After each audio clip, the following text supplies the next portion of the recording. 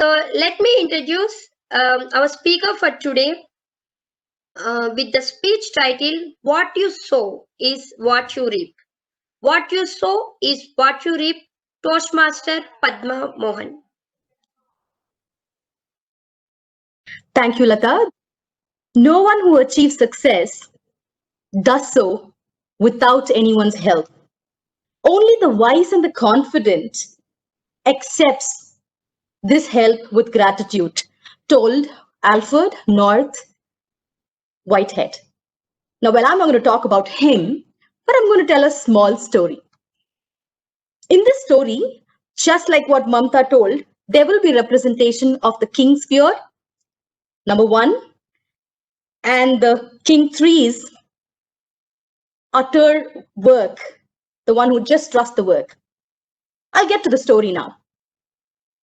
Somewhere in New York, one of those late evening, there was this lady driving her car. And it was a highway. Suddenly, it's a flat tire. And the road was so secluded, she was scared, just like King One, the first king.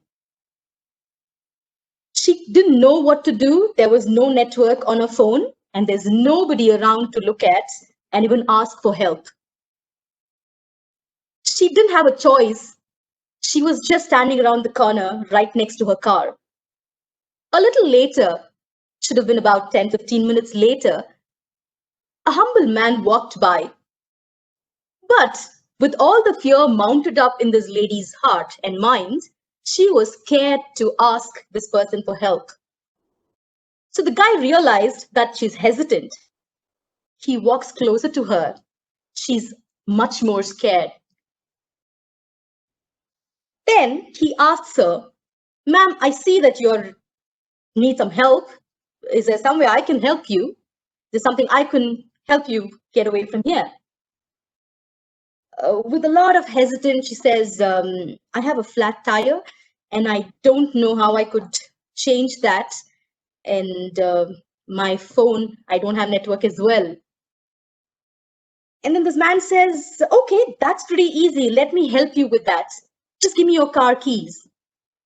She's even more worried. And to add on to her fear, he says, "Why don't you sit in the car? It's cold out there." And the fear just mounts up. He needs my car key and he wants me to sit inside the car. What's really going to happen tonight to me? She didn't have much of choice, so she had to hand over the keys and go and sit inside the car. 15 minutes later, to her relief, the man changes the tire and hands the key over to her and says, "You're good to go now." She was so happy, definitely relieved. And then she asked him, "Is there something I could do?" Because after changing the tire, he was full of sweat and dirt and she was feeling bad for him and asked him, "Is there something I can pay you?" The man says, "Sorry, I'm not a mechanic. I'm just good." She still insists and says, "Please, let me pay my gratitude. Let me help you. You came as a savior. Otherwise, I don't know. I may have been stranded. I may have been here until morning or until somebody else came." And then this man says, "My name is Brian Anderson. I don't need your money right now, but there might be somebody who's in need. When you come across a person like that, please hand this money to that person and just remember me. I'll be happy for that." She was grateful. She drives a car and the man goes away. On her way, she feels hungry and then she stops by in a small snack bar. As she enters, she sees this pregnant woman, around about 8 months pregnant. She comes there and welcomes her and asks her, "Ma'am, is there a way I can help you? What can I get you? Can I serve you something?" But when this lady looks at her, there's so much of tiredness and she can feel the pain that lady is going through. She quickly has something and gives her $100. The lady walks by to get the change. When she returns, for her surprise, there's nobody on the table. She's like, "Oh my God, how do I return the change right now?" And without any clue, she goes and takes the plate. And then she sees another $400 there to her surprise with a small note which says, "A great man just told me that helping is important. And I'm sure this money is very much a need for you at this point of time. You don't have to return this to me. Maybe sometime when you see somebody in need, you can help them and just remember me." And the chain follows. This pregnant lady is so happy that she was waiting. She was worried how a medical expense would be taken care of. With this money, she rushes home and tells her husband, "You know what? Here I have money with me, so we don't have to worry about our medical expenses." Some lady just handed over this $400+ to me. Guess what? The man, the husband in the house, was no one but Brian Anderson. That is what is gratitude. The lesser you sow, the lesser you reap. Prodigiously you sow, you go ahead and sow it, reap it generously. So, the takeaway for all of us here is at any small incident which come across, or if you see anybody who you can help them, just do that. Because what you sow today is what you reap. May not be you. Everybody who does this good deed may not know what comes back to them. Even if you don't see, but just trust that something will come back to you. Over to the TMOD of the day. Thank you. With that, I now invite the second evaluator, Aguila, to present her evaluation of the second speaker, Padma. Thank you, Ajay. Now, with respect to Padma's speech, so Padma, first I would like to evaluate your speech in three different ways. One, I would like to tell you your real strengths, and then what I really liked about your speech, and then what I think could be a little area of improvement. Now, why I brought in this particular concept of what is your real strength is when I saw you speaking, you have a very unique style. You just speak like like a rap person. It just comes so naturally. And when someone tried to speak something like that, it looks a little artificial. But when you speak, it just looks very natural. Every word that you pronounce, every word that you say, a sentence, the pause, it is so convincing. And when you speak something about a line where you say that the girl is sitting inside, the guy asks, "Can you go inside and sit in the car?" The facial expression, your eyelids, the face, and the voice tone, everything was in sync. So you're a natural speaker, and it looks like you have this inbuilt skill. Like you can convey the message just with little of the words and more with your facial expression and your tone. What I really liked about the speech is that you started with a clear opening with a wonderful quote, and then the body was the story which you weaved upon a man helping a woman, and then the help is getting carried forward to the pregnant lady and how it comes back to the man. And the story was very nice. Now, I have heard the story in different ways and different videos, and I've read a couple of notes also on this.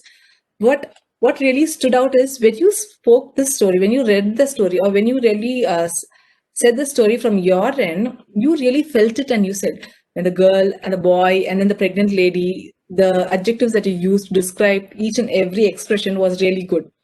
At the conclusion, you also clearly said, the lesser you sow, the lesser you reap, and you clearly concluded how important is gratitude. Now, a little area of improvement, if you ask from my end, when you were speaking like this. Two things. One, you're wearing specs, so even I wear specs. So when you're looking down, so when you're looking down and your specs eyelid top is like this, so it looks like you're closing your eyes completely. Right now, if you see from your eyebrows to your specs, there's already too much of difference here. So it looks like you're closing your eyes. So either you'll have to remove your specs and then start speaking, or put your specs little up because it's already coming down, and you're bending your face chin little. Okay, it looks too many times you're reading or you're looking down way often. Okay, one. Second thing is that this is a story of a pregnant woman, a lady, a girl, and a man. Now, the story has a message. And what is the message? It's on gratitude, help someone.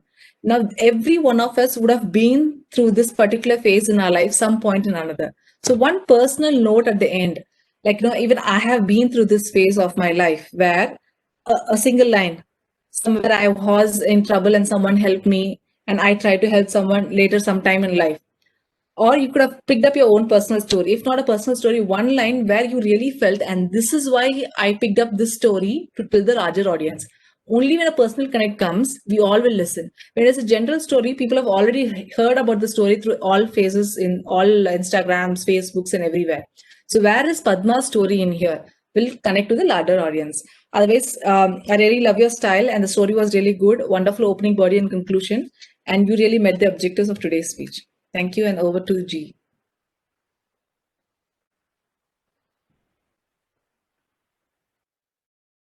Thank you, Aguilar, for that mesmerizing evaluation. I really love the way you presented your evaluation by presenting it in three structures.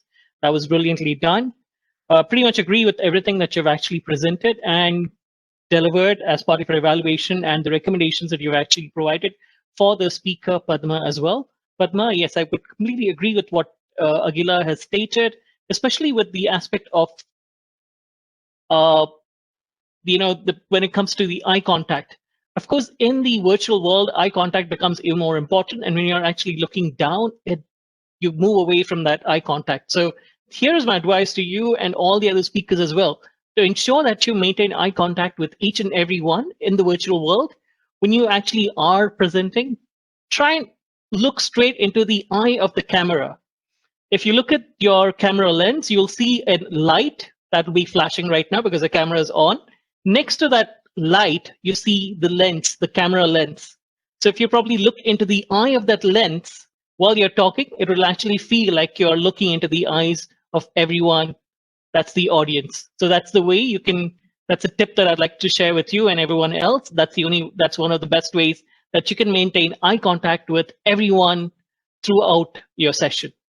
With that, I'd also like to say that I really love the way you presented. I would say that during your entire speech, I could see the perfect utilization of the 3 Ps, the pitch, pause, and that was brilliantly done. I even loved your voice modulation. I think when you spoke about Ryan Anderson and spoke about a few lines from Ryan Anderson, I could actually see that American accent coming in as well. So that was brilliantly done. It's a good aspect to add into the speech, to add a little drama to make it interesting for the audience. So kudos on that and job well done.